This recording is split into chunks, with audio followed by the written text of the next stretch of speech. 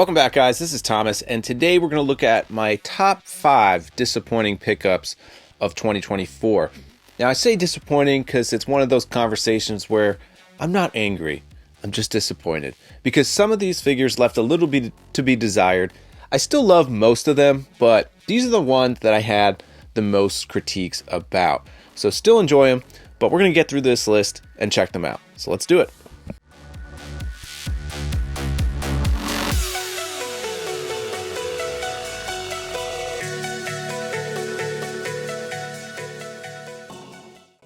At my number 5 pick, I have the Valere Action Force Elite Praetorian. This is the black and green con exclusive one. Now, I actually flew out to Connecticut to pick these guys up, and I love these figures. So let me premise with that. I do love these figures, but there was a few issues I had where I bought 3 of them, and I thought it might have been a problem with one of them, but it's really kind of a problem with all 3. So I think it might just be the type of plastic that's used. I have this black and red one that later came in the mail, and this one's perfect. All the joints are tight, everything fits right. But with these 3 green translucent plastic Elite Praetorians, I've had the issues of some loose joints. These energy blades do not stay on very well, so I have to keep the arms upright or else they keep falling out. And if I don't have them posed like this guy right here holding the rifle like that, his arm is super loose. So I had problems with loose arms and the energy blades not sticking. So I do love these figures, so let's give it the old compliment sandwich. Something good design wise. These are fantastic. They have that black and green look that I love. I had my top favorite figure of the year was the Swarm Tracer. So I do love that. I love the way they look. Something bad, the loose joints and then the energy blades not sticking into the slots the way that they should was a little disappointing. And then something good again, you know, I got to travel out and go to a con, meet some cool friends. I got to hang out with my brother. So for that, these hold a special memory in my heart. So I do love them for that. And the way I have them posed now actually looks great. I love this insectoid kind of crunch down pose with the energy blades facing up. So it works. So other than those few QC issues, I still like these figures, but those different issues were kind of a bummer.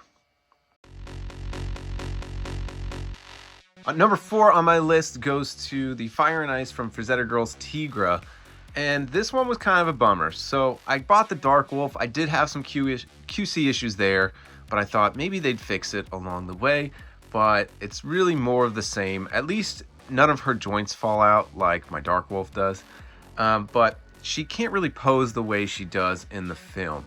So there's a lot of scenes where she's just lounging. If you wanted to have her laying on a sofa, you really can't do that in the same way. But either way, it's nice to have on the shelf. But let's go through our compliment sandwich. 1, something good. It looks great. She's a sexy figure to keep on the shelf. I do like that they included the Panther, but would have loved to see some articulation. So as for the bad, you know, these outdated joints, not having double elbows or double knees, I think might drag the line down. It actually stopped me from buying the Vampirella. Even though I thought that figure looked amazing, it comes with a cool base, it's just not going to move the way that you want it to move. And then something good. I do like the way that they did the faceplates and the hair swaps. That is cool. So I think they're learning, and this is only their second run out the door, although it is a pricey figure. So I'm going to wait and see if they make improvements before purchasing something else from them. But for now, I'm putting Tigra at my number 4. For my number 3 option, I'm going with G.I. Joe Classified Road Pig by Hasbro. You know, this figure was highly anticipated, and I wanted to put him in with my Dreadnoughts, but he just didn't come out the way I wanted to. I remember when I first saw the first renders, I thought he looked a little goofy, so it definitely left a little something to be imagined. There's lots of good about this figure, so it's a bigger buck, lots of cool accessories. So let's get into the compliment sandwich. We'll say this the good thing, and that is his accessories. So he does come with tons of cool accessories, some in fact that I'd probably want to switch on and off. I love the mask that he comes with, but I like having him with his 2 different clubs that he has, the cement block and then that warthog one. And he does come with the dog, so that's cool. Bad, I'm not really a fan of this kind of chubbier, goofier look. He looks like that actor, I think his name's Tony Longo. He was in Angels in the Outfield. He was in an 80s movie called Feds. And then he was in Barbed Wire. So you would see him pop up in movies, but he was always that kind of like doofy character.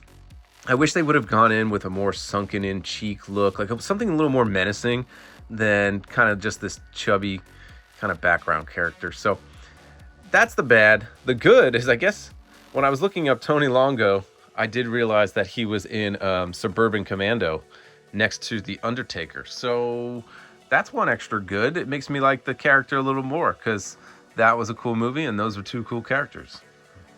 But I'll add one more good thing in about here. It's also sort of a bad thing, but I think Road Pig, he probably mixes better with that pit bull. So I love what they're doing with the animals. I'm glad we got a pit bull. Personally, I would have loved if he came with a corgi, because there's an episode where he's hanging out with the corgi's queen and he's babysitting the corgi all day. I have two corgis, so it would have been cool to get corgis in action figure form, and I probably would have bought two of these just to repaint them to look like my dogs. But that's a personal bias. I still love that they gave us this pit bull. I'm gonna buy anything that comes out with an animal. Number 3 on my list is not a particular figure. It's just the toy line itself, and it's the NECA TMNT Toon line. At the beginning of the year, when they started re-releasing certain characters, redecoing them, I didn't have a problem with it because getting Evil Rex, it's just a redeco of Rex 1. I was okay with it because it's a new character. I think where my problem really lies is as the year went on, we pretty much only got characters we've already gotten, just dressed up a little differently. So I do like the Adventure Donnie, but I mean, we've already gotten like 4 sets of Bebop and Rocksteady. So compliment sandwich. I think it's good. We did get some new characters like Evil Rex. I think that's a smart redeco.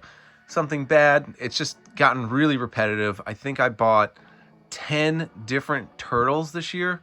The 4 Pizza Club, the 4 Punk Turtles, and then we did have this Adventure Turtle. So 9 Toon Turtles all together. And I really just felt like the line might have slowed down a little bit. So that was a bummer. Something good, we do have some new characters coming out this year, so that's something to look forward to. I just am going to avoid buying new sets of the brothers because I already have too many, and it's time to put some new characters in the shelf. For my honorable mentions, I'm putting NECA Dinosaurs. And you might be thinking, well, these didn't come out this year. They came out in 2023. You're right. And since then, there's been almost no news about any of the other family coming out, which I think is a huge bummer. So these were part of my top 10 list last year, and it's been kind of slow or quiet, or disappointing, just kind of not seeing any renders or seeing what's coming out. I'll have to go back and look, but I don't think anything else was announced. So compliment sandwich, something good. I love these figures. I really want to continue with this line. I have the space all plotted out for the whole family, so I will continue to buy these. Something bad, it's been a whole year and all we've seen are 2 repaints of Earl, or we've seen him dressed up in a superhero outfit, in his construction work outfit. It's cool, but really, let's get the family going. Something good. I love Jim Henson, so pretty much anything I buy, anything with Jim Henson, I'll pretty much get. I haven't picked up the Sesame Street characters, so I think it's cool that they're releasing them, but would really like to see these figures made with the whole family. So I guess the good thing is anything Jim Henson I will purchase, but just got to get them made first. I'll go back and see if they've actually announced anything, so hopefully they did. And for my number 1 pick of the top disappointment of my collecting this whole year is this Matt Cardona from Super 7. Ordered this back, I think in late 2022. This showed up midway through the year. And I was even trying to cancel it because I almost forgot about it. And I was like, it's been so long, I don't even want it. It finally showed up, and this thing is a bummer. And I don't have many things on my shelf that I'm like, man, this sucks. This thing sucks. It's cool to look at, but there's so many things wrong with it.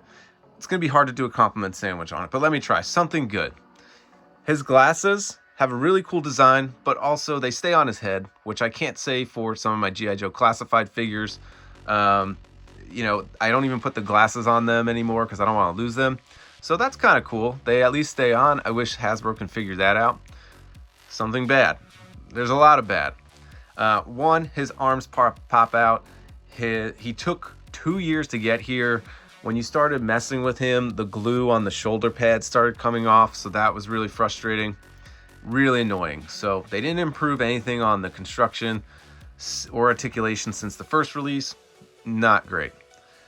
Something good again, and this is kind of going back to design, I guess, as far as the glasses, but the deco on this thing is incredible, and I think that's the excuse of why it took so long. But all the neon colors, I think they really nailed it. So looks wise, they did improve on the face. They gave us a bunch of cool hands, and can't even hold his belt. Anyway, glad it's here, but if there's one thing, if I could have gone back in time and canceled it, I probably would have. So he looks cool. He can't move for shit, but other than that, it's my number one. And that's it, gang. That is my top 5 disappointing pickups of the year. And like I said, I'm not disappointed to the fact where I wish I didn't have them. These are all great figures, with the exception of the Matt Cardona figure.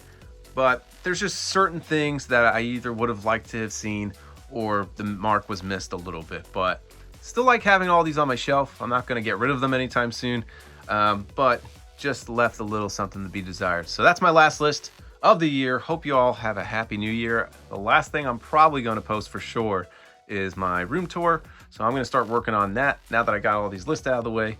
But go back and watch my other list. I don't think anyone else has. But if you do get a chance, go ahead and check those out. And until the next episode, we'll catch you next time.